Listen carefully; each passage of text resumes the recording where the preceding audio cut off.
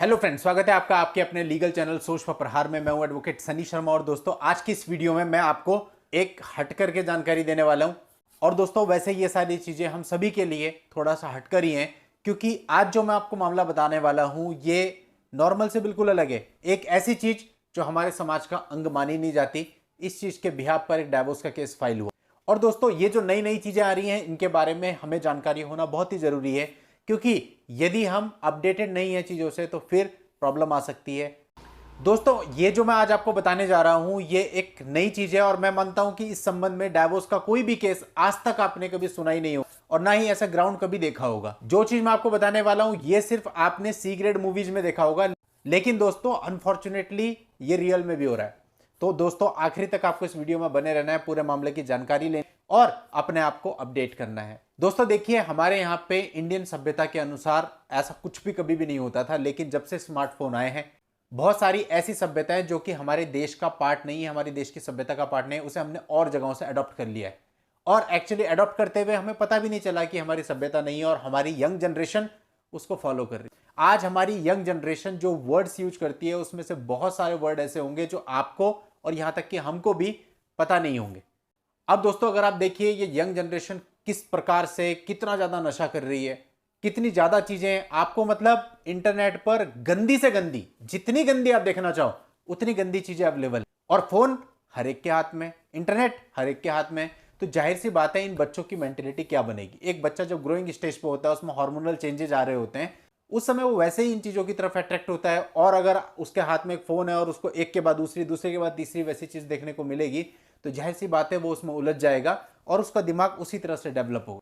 और जब दिमाग उस तरह से डेवलप होगा तो वो करेंगे कि आगे जाकर के यही होता है परिवारों की बर्बादी। अब दोस्तों इस मामले में क्या था, दो दोस्त थे, दोनों की शादी हुई और शादी होने के बाद उन्होंने एक सी ग्रेड हरकत करी। और ये सी ग्रेड हरकत क्या थी? Wife swapping. अब दोस्तों आपने सी ग्रेड मूवीज में, सी ग्रेड वेब सीरीज में ये सारी चीजें देखी होंगी वाइफ स्वैपिंग जैसी।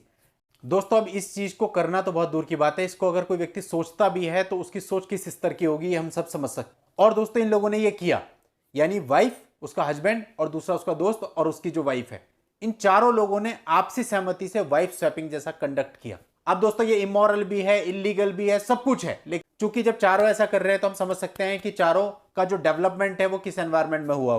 अब ऐसा हो गया, अब जो एक की पत्नी थी वो दूसरे की तरफ अट्रैक्ट हो गई, क्योंकि कई बार उन्होंने इस तरह की चीजें करी, वाइफ स्वैपिंग, मेरी पत्नी तेरे पास आएगी, तेरी पत्नी मेरे पास आएगी। अब एक की पत्नी जब दूसरे के पास गई तो उससे ज्यादा अट्रैक्ट हो गई और फिर उसके बाद उसका हस्बैंड कंप्लेंट करने लगा कि भाई ये तो मेरे पे क्रूरटी हो रही है, वो तो उसकी तरफ ज्यादा अट्रैक्ट हो रही है, और उसने इस बिहाफ पे एक केस फाइल कर दिया लखनऊ फैमिली कोर्ट में। अब दोस्तों यहां पे कोर्ट ने भी ये देखा कि ये जो चीज है ये चारों लोगों की तरफ से हुई है, चारों के म्यूचुअल कंसेंट से हुई है और कई बार हुई है। तो दोस्तों इस तरह की चीजें जब कभी कोर्ट में आती हैं तो कई बार कोर्ट के लिए भी ये बिल्कुल नया मामला होता है और हम सबके लिए तो है ही। दोस्तों जो मेरा मेन मोटिव है इस वीडियो को बनाने का वो यही है कि भैया इस तरह की चीजें करके अगर हम कोर्ट में जाते हैं और कल को दोस्तों इस मामले का जजमेंट आएगा, कोर्ट्स की साइट पर अपलोड होगा, सारे लोग उसको देखेंगे, पूरा भारत उसको देखेगा, तो सोचिए इस तरह की जगहसाई हम अपनी क्यों करा रहे हैं इस तरह की चीजें करके। अगर हमें अपना नाम बनाना ही है तो कुछ अच्छा करके बनाए, ये सब करके क्या। फैमिली तो खैर फैमिली तो है ही कहाँ, फैमिली तो जब शादी के बाद हमने स्वैपिंग कर ली तो फैमिली कहाँ रह गई। तो चलिए दोस्तों ये तो इस मामले की बात होगी, लेकिन वास्तविकता यह है कि हम लोग खुद गर्त में गिरे जा रहे हैं। हमारी सोच गंदी से गंदी और इतनी गंदी होती चली जा रही है। अब आप देखिए पहले के जो गाने होते थे वो कितने रियलिस्टिक होते थे, बहुत सुंदर होते थे, लेकिन आज के समय हमारी सोच चूंकि खराब हो गई तो उन गानों को डब कर करके डबल मीनिंग में हम उन गानों को प्रेजेंट करते हैं। वहां पर वो गाने जब गाए गए थे वैसी सोच भी दूर दूर तक उनके दिमाग में नहीं आ सकती थी, लेकिन आज के समय हर चीज का गलत मतलब, हर चीज का डबल मीनिंग, तो कुछ भी बना लो भाई।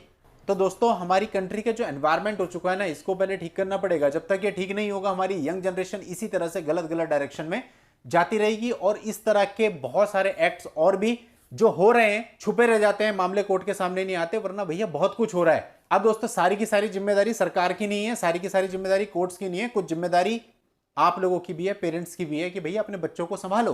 पेरेंट्स अपने बच्चों पर बिल्कुल ध्यान नहीं दे रहे हैं। मैक्सिमम पेरेंट्स का पूरा फोकस पैसा कमाने पे है और उस पैसा कमाने के चक्कर में वो अपने बच्चों की लाइफ को स्पॉइल कर रहे हैं। और जब बच्चे इस तरह की चीजें करते हैं फिर धाड़े मार मार के रोते हैं और सरकार के ऊपर दोष देते हैं कि सरकार ऐसी, गवर्नमेंट ऐसी, पुलिस ऐसी, कोर्ट ऐसी, वकील साहब ऐसे, जज साहब ऐसे। आप कैसे?